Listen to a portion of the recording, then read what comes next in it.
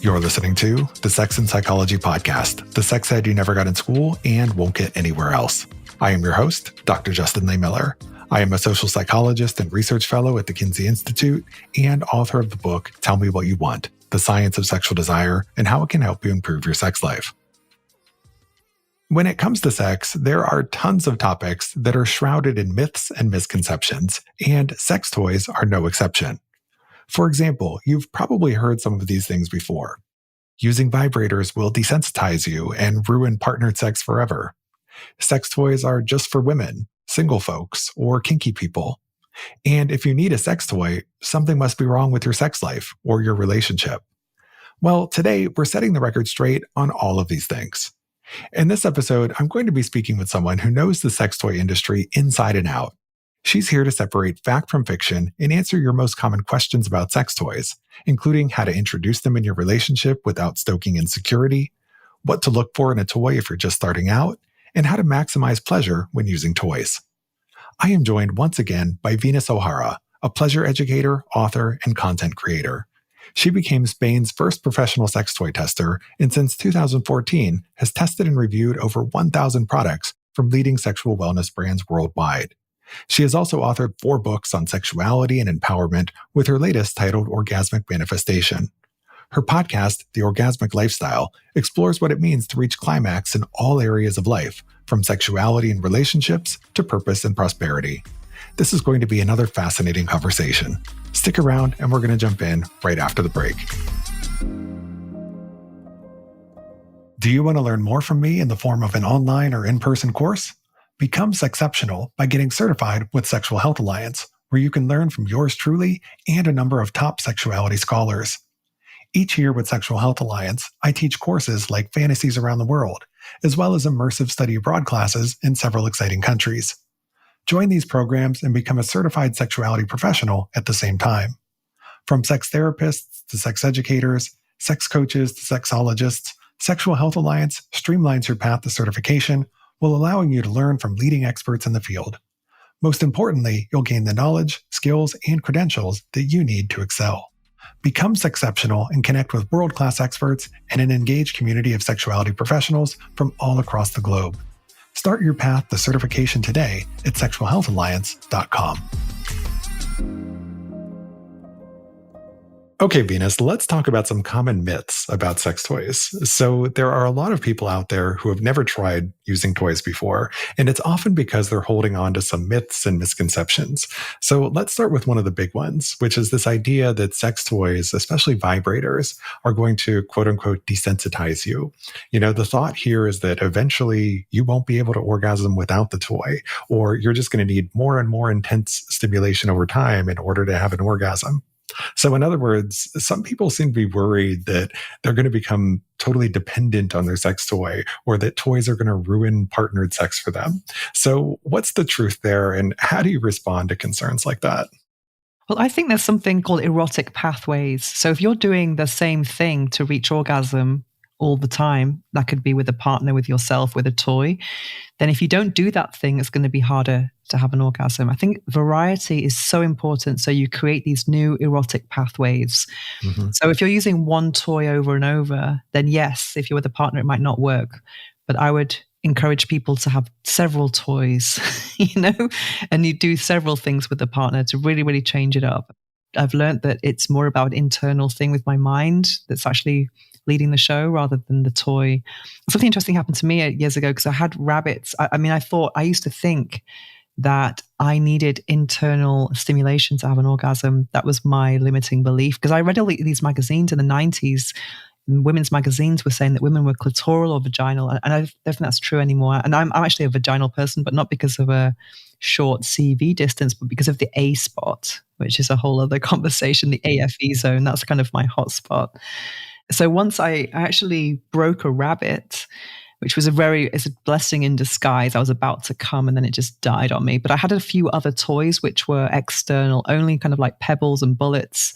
And I really concentrate. Then I was able to have an orgasm without the internal component. And that just opened my mind to any type of sex toy. So that was really mind-blowing for me. I used to always think that I had to have something inside. So now this is amazing because it means I actually can review many toys and have orgasms from many different ways. So that's why I think it's really, really important. And also we see that a lot with people who masturbate a lot. Maybe they can't finish with a partner, they need to masturbate. I think it's just good to have less pressure about the orgasm or how you reach it and just try new things. Yeah. So if you think one toy is too good, just stop using it for a while, get something different, a different type of stimulation maybe. Yeah, I mean, I think there's a lot of truth to this idea of continuing to create new erotic pathways. And I think there's a parallel here to pornography use, right? Because there are a lot of people, men in particular, who use porn every time they masturbate. And they may feel like they become kind of dependent on porn in order to have an orgasm. But you don't necessarily have to have porn in order to be able to orgasm, right? So if you feel like you're becoming really dependent on porn in this way, try mixing it up. Try focusing on your fantasies and see if you can turn yourself on with your own mind.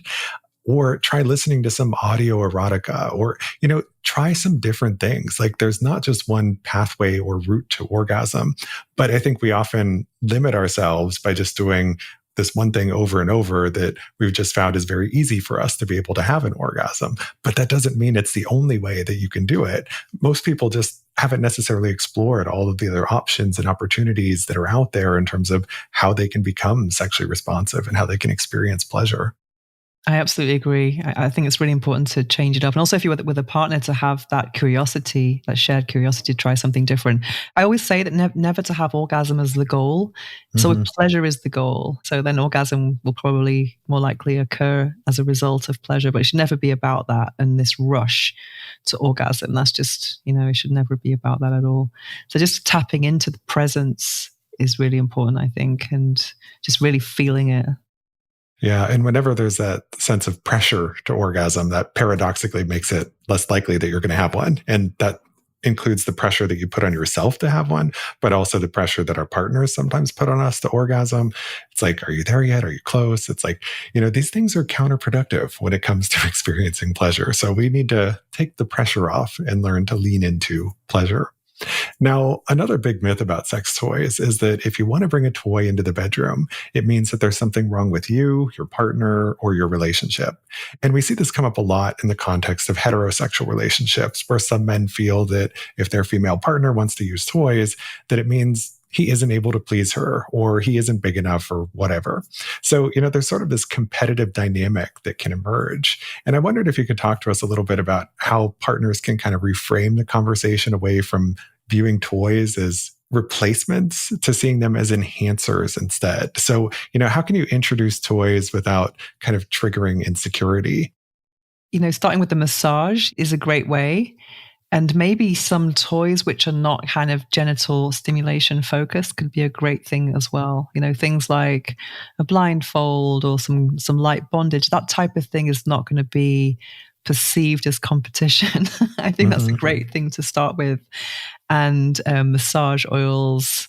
And even something I think is really cool is to do this erogenous exploration, like have someone lie down with a blindfold. And something I really like is these vibrators with the narrow tips. I don't really like them on my clitoris, but to just trace someone's body head to toe and just get to know all of them. I mean, that's not competition. It's just a different sensation. It's also a real buzz to introduce sex toys that your partner's not seen if they're wearing a blindfold, especially something like the Tenga egg.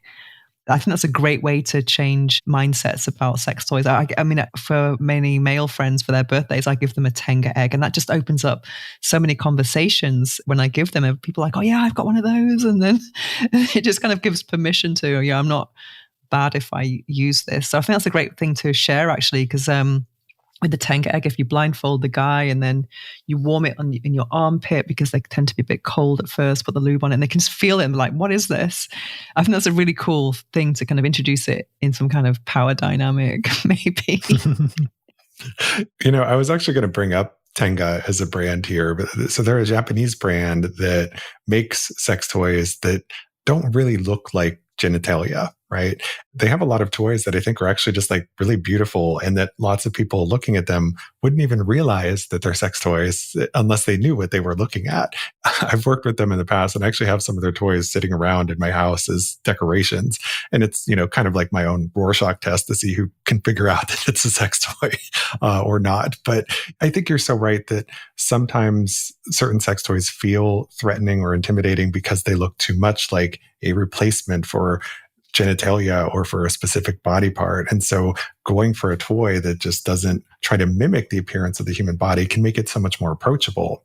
And I actually had a conversation with the CEO of Tenga some years ago where I was doing this event with them in New York City. And, he was talking about the intention behind their designs and how it really is meant to make it more accessible and approachable just by not trying to make it replicate or mimic parts of the human body. And that's part of the reason why, if you go to Japan, you can walk into supermarkets and see these big, huge sex toy displays for Tenga. They can have that out in the open because they don't look like a bunch of dicks, And so, it's just kind of a different approach to thinking about sex toys. Absolutely. They're like ornaments. So some of my sex toys are just too nice to put away, That's one way to actually overcome the taboo of sex toys, is having beautiful objects. So they kind of, especially with Lilo, with their packaging, it looks like a luxury object. Like, I want to have that, It's not like something to be ashamed of. Right. Now, another common myth about sex toys is that they're only for specific people. So, for example, some people only associate toys with women or with single people or with kinky people, but sex toys are for everyone, right? Absolutely. Absolutely. It's interesting how the kind of gender neutral toys are evolving as well. Mm-hmm. They need a lot of explanation. I can think of a few toys that have 20 odd different uses. So you have to kind of learn how to use them. But it's interesting how, let's say, the frenulum area could be like the clitoris, and some things for the clitoris can be stimulating for that area too. I think that's really interesting, how we are more alike than we think. So no matter your gender, your sexual orientation, your relationship status, or where you fall in the kink spectrum, there are toys out there for you. It just goes back to this kind of oversimplified idea about toys that, they're just phallic objects that are just for women or gay men or so forth. And it's like, nope, there's a lot more to the world of sex toys than that. So in the last episode, we talked all about how you've reviewed more than 1,000 toys so far, which means you've probably learned a lot about which ones you might recommend and which ones you wouldn't. So for someone who's new to the world of toys, I was wondering if you could suggest some beginner-friendly toys. So let's start first with toys for solo play. Are there any toys that you think might be a good starting point for someone who wants to incorporate them into just solo masturbation?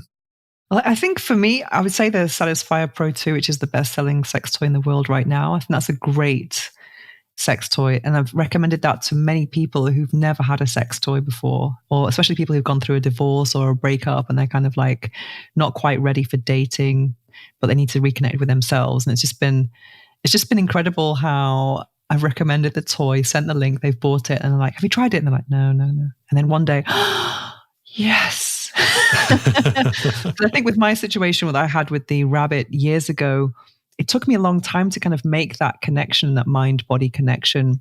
Whereas something like this, which I have one here, I can show you. It's I was having on my desk. It's really kind of like, wake up, vulva, wake up.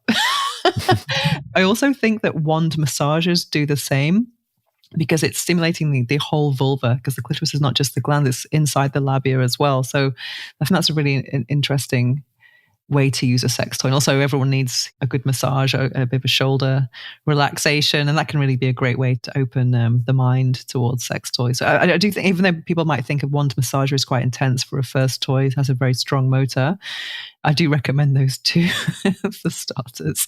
And also something that's amazing is, the rabbit. I mean, the rabbits have really evolved over the years. I've got a couple of hundred of rabbits, and it's so interesting to see how the rabbit is changing from the jelly ones with the rotating pearls and the rabbit ears, which rabbit ears have kind of died now and doesn't even look like a rabbit anymore. But it's interesting to see there's different shapes. And also there's so many ways to use a rabbit, not just the internal, external stimulation. You can actually use it as a perineum massager. So just having it just resting between your thighs and then having the rabbit on the clitoris from a different angle. That's actually my favorite way to use it. Then you can also use it anally if you like. And you can also have the phallus as an external stimulator, because the phallus usually has a better motor than the actual rabbit part. So I think there are about 5 different ways to using a rabbit. So I think the first thing is to go for something that's versatile. So a rabbit is a great way to start as well. And even just a normal phallic vibrator, which is not just for internal, but also for external. Especially using the tip against the clitoris, moving it from side to side. And also what I really love is these little kind of pebble shape vibrators, which I didn't quite understand them at first. I just thought they were just looking like, the computer mouse. But when I started using them, I was like, oh my God, these are really good. So that's a really nice way to explore sex toys as well, because they usually look quite pretty, especially the ones from Lilo. Now, when it comes to partnered play, do you have any favorite couples toys that you'd recommend? I mean, I know you mentioned that like a wand vibrator could be like a good fun place for a couple to start if they've never used toys before, because it's more approachable and you can kind of use it for massage. But, if a couple wanted to use like a couple sex toy, like that maybe you would use during, say, penetrative intercourse as an augment, is there any toy that you'd recommend there? I think it's complicated. That's a problem that's not been solved in an efficient way yet.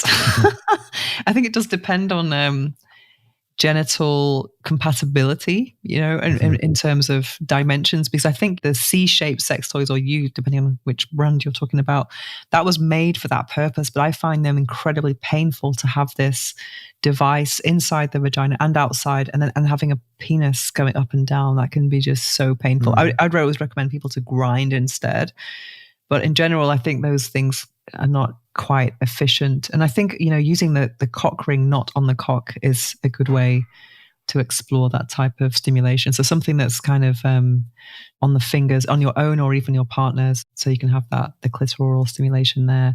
But something I really love is just exploring, foreplay with toys, especially like those very narrow tip toys.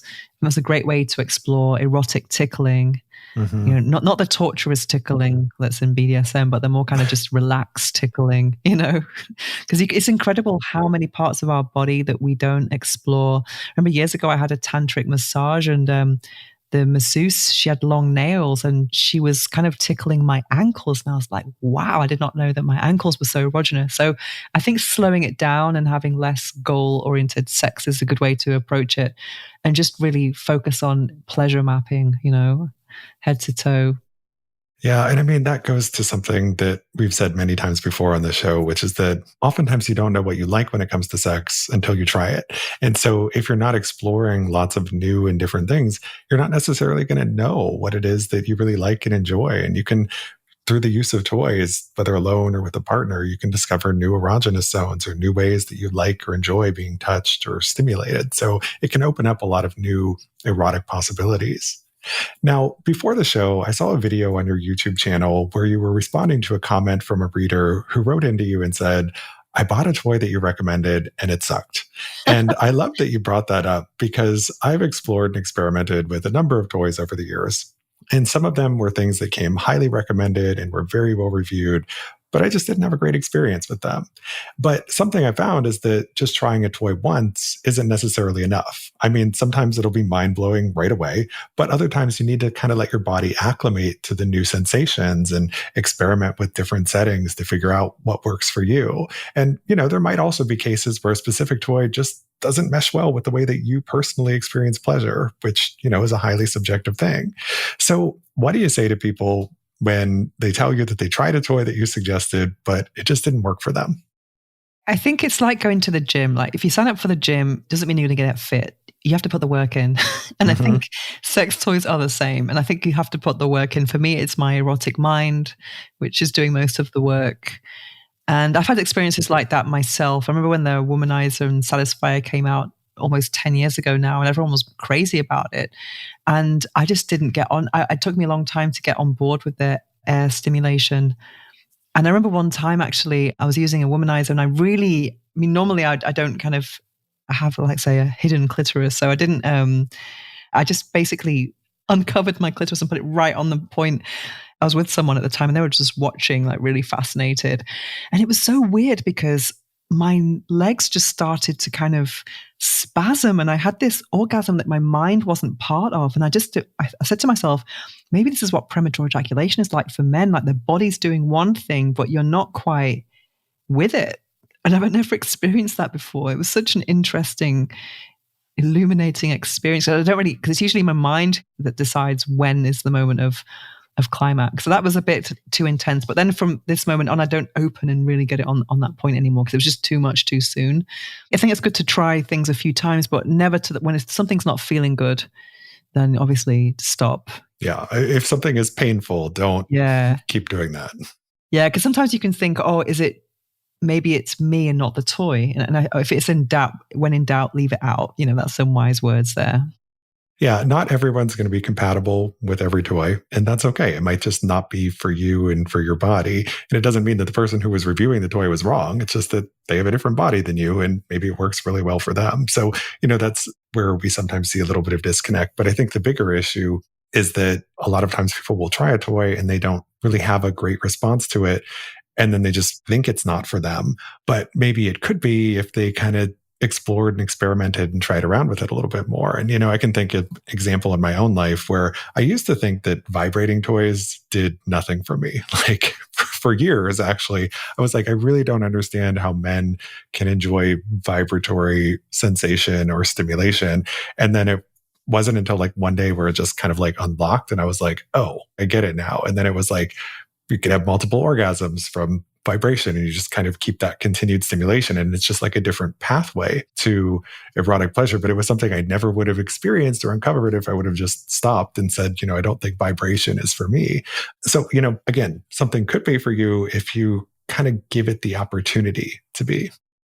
I consider myself to be a pleasure educator. And I think it's so important because these brands, there's no instructions on how to use a toy in the package. And often my job is to kind of find many ways to use a toy. I mean, I can think of 5 ways to use a cock ring, at least 5 ways for a rabbit vibrator, wand massager. There's just so many ways to use each toy. And that's not going to be obvious to someone who's just bought the toy. So I think it's really important to look for reviews and look for content online and just see how to use them, because sometimes, what you think is intuitive might not be the way, Yeah, I think that's such an important point because when you get a sex toy and you open it, it comes right out of the box. What are you supposed to do with it? And you're right that they often don't tell you. They'll tell you things like, well, how to clean your toy or how to charge it. But in terms of all the different ways you might be able to use it and how you can get creative with it, that part is missing. But there are lots of great people like you who are out there who are doing the work of being those pleasure educators who are exploring and experimenting. And that's, what the product testing is really all about, is figuring out what are the different ways that you could use this, what are the different potential pleasure possibilities here. And then that can help people to kind of expand their mind in terms of the way that they use it. Because you're right, with any given sex toy, there isn't one correct way to use that toy. So are there any other tips that you'd share for a new user of sex toys in terms of like how to make their first experience pleasurable and positive instead of feeling overwhelmed? Because, that's another thing with a lot of the new high-tech toys is that some of these toys have like a bajillion settings and all these buttons, and there's an app that's connected to it. Sometimes that just kind of puts people in the state of overwhelm where it's like, I don't know what to do with this. Like I'm just kind of feeling overwhelmed here. So what do you do in terms of like navigating these like super high tech toys in terms of having more pleasurable and positive experiences? I would just say go for the simple option first. So don't try and learn everything at once. So just go for the manual way first. Also, I think it's important to really create an atmosphere of like a container of self-love, solo seduction, have a bath, really have some nice music on, have a dance, rub your body with coconut oil, make it a really complete sensorial, sensual experience. And also with people who've never had an orgasm, I always say, just do 15 minutes and stop. Don't be there trying to like getting a bit, impatient or having these goals which are unachievable. So I think that's a really good way to just do maybe at the end of the day where you can just have this time for yourself. And I also think when you're not in that moment, I think to train your erotic mind is a really valuable practice. So there's some very good series on Netflix, sex education ones, and also audio erotica is a great way to kind of discover which fantasies turn you on as well. So you can actually enrich and enliven your own erotic repertoire that you can access at any time. So I think training your mind is really important to know those things that are going to be the triggers that really push you over the edge when need be. So I think it's a practice of these things that you do when you're not during stimulation that will help you when you're in that moment of stimulation. So something that I find really interesting, actually, which I haven't done that many times, is guided masturbations. I mean, it's just so interesting because I'm a meditation creator as well. And I remember listening to the very first guided masturbation, and it was interesting because it was kind of like, say, get your hand and touch here. It was kind of guiding you where to touch. And I remember it was just kind of, there was a part where it was just tracing around the breast, not even on the breast, but around as if you were drawing an imaginary bra. And I thought, wow, why don't I do this ever? It feels so good. You know, why aren't we touching ourselves in the non-genital areas of our bodies? So I really think, you know, that the self-discovery is not just toy to genitals. I think there's way more to it than that. So there's things you can read, things you can listen to, even having a massage, exploring the series online, even things with stories, sex education platforms as well. There's just so much to discover. And I think it's having that curiosity, because what fascinates me, maybe that you can share, that you might share this with me as well, that all this information is out there, but that not everyone has the curiosity. I'm kind of fascinated by people kind of put this to the side as if it's not important. And I think sex is the most important part of life. I think it's why we're here. And a lot of our decisions are made around sexuality, you know, and how we walk and our presence and our energy. I think so much of it is related to sexuality, and it's kind of like compartmentalized as if it's not important. And I think the part of sexuality is, it's not just about titillation and orgasms, it's way more vast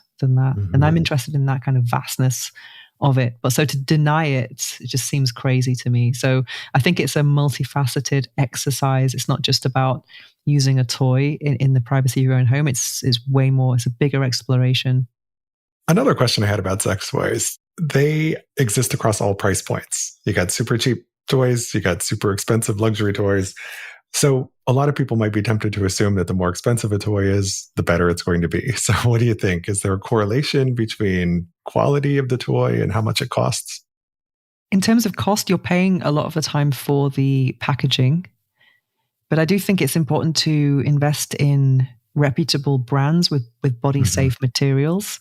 Where I'm going to share something juicy now. The first time I ever went to the sex toy fair, I had a sex toy injury, which I don't really talk about very often, but I've had a couple of injuries where I've had to go to the emergency room. I couldn't walk because of the sex toy, and it was something from a reputable brand. I was just in shock of this industry that doesn't really take safety into consideration. A lot of the times on these boxes, they say sold as novelty only.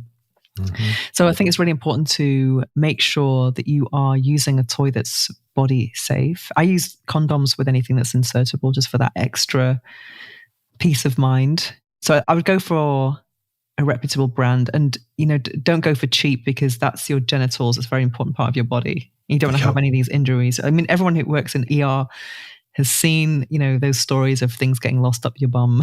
You know, so sex toy safety needs to be more education about that, especially with anal toys. So yeah, it's not always about the more expensive, but I just think it's about looking at the materials. That's super important. And also, if it has a weird smell when you open the box, that could be something that's a bit toxic as well. Yeah. So more expensive is not necessarily always better. You don't need to buy the gold-plated sex toys. You know, it's probably not going to bring you any more pleasure.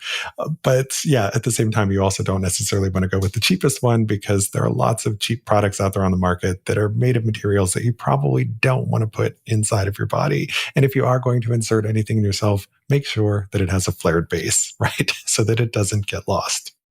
Another thing I've seen lately, which is a terrible trend, which is these toys which are like, have this suction on the vagina, and they have this like tongue inside. That is so dangerous. I was using something like that, and it was stuck to me for about half an hour.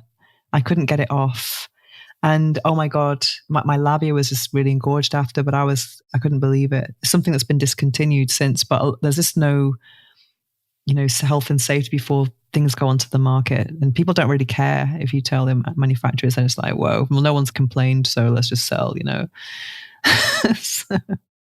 Yeah, I mean, that is a whole other thing in terms of like sex toy product and safety. And, you know, there are some companies that really do make that first and foremost the priority, some that don't. And I think that we don't have a full accounting of reports of people who experience problems, because oftentimes people will blame themselves if there's an issue that went wrong instead of the toy.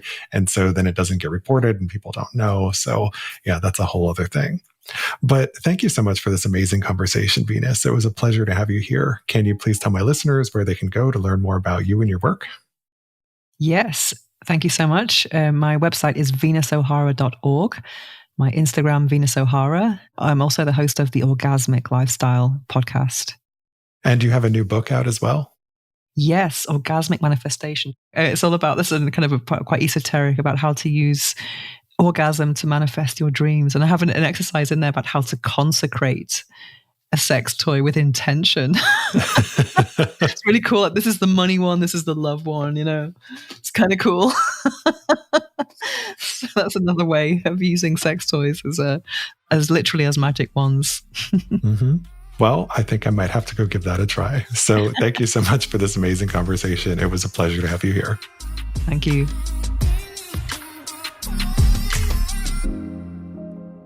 Thank you for listening. To keep up with new episodes of this podcast, visit my website, Sex and Psychology, at sexandpsychology.com, or subscribe on your favorite platform, where I hope you'll take a moment to rate and review the show. If you listen on Apple Podcasts, please consider becoming a Sex and Psychology premium subscriber to enjoy ad-free listening for just $3.99 a month. You can also follow me on social media for daily sex research updates. I'm on Blue Sky and X at Justin Lehmiller, and Instagram at Justin J. Lehmiller. Also, be sure to check out my book, Tell Me What You Want. Thanks again for listening. Until next time.